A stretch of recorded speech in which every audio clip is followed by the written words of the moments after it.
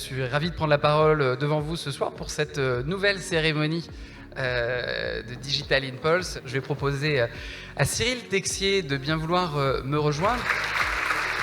La fin de chèque, c'est pas que de la tech, c'est l'innovation. Et donc l'innovation, elle se retrouve dans tous les secteurs. On a énormément d'adhérents et d'entreprises complètement différentes. C'est ce qui fait le charme, je pense, de notre écosystème. C'est le moment de la signature du partenariat qui vous lie et je vais proposer à Linda Anne de bien vouloir nous rejoindre. Aujourd'hui, on va célébrer non seulement les lauréats des startups, mais aussi tout l'esprit de French Tech et tout l'esprit de l'innovation. Concernant le partenariat Huawei, je pense qu'il est très intéressant pour les lauréats, c'est le store. Donc potentiellement, c'est 700 millions d'utilisateurs, donc ça peut aller très vite et c'est un super tremplin pour les lauréats. Tu vas révéler le nom du deuxième prix. Donc il est du Pays Basque et c'est Soliken. Donc Soliken, c'est un nouveau site de réservation d'hôtels qui a été lancé fin 2019 et qui repose sur un concept solidaire totalement inédit.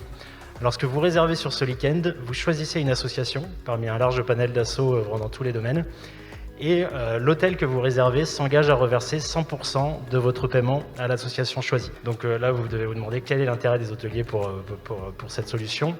En fait, l'innovation Soliken, c'est l'innovation RSE qu'on a conçue pour les hôteliers, qui leur permet de valoriser les chambres vacantes tout au long de l'année sur les périodes où ils ne sont pas complets, et ce qui permet au grand public de profiter d'une superbe sélection d'hôtels en faisant des gestes forts pour le monde associatif.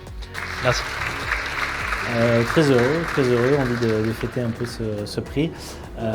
C'est une aide qui va être importante au niveau du développement de notre start-up, un renfort au niveau de la trésorerie. Et puis c'est une belle perspective d'ouverture à l'international. À présent, on va découvrir qui est le grand gagnant. Linda. C'est Medidect.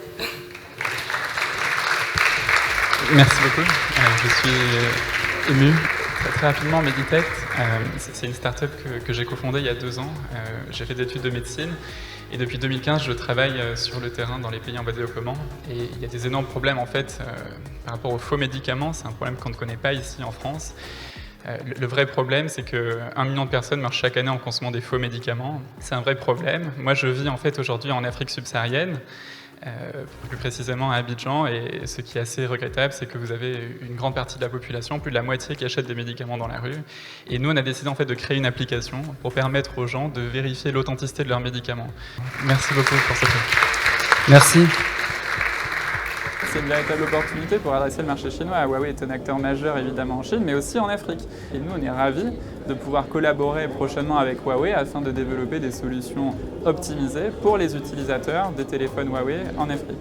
À côté de ça, le fait de pouvoir se rendre en Chine, c'est adresser de nouveaux acteurs, d'autres laboratoires pharmaceutiques, et on est très content de pouvoir prochainement travailler main dans la main avec eux.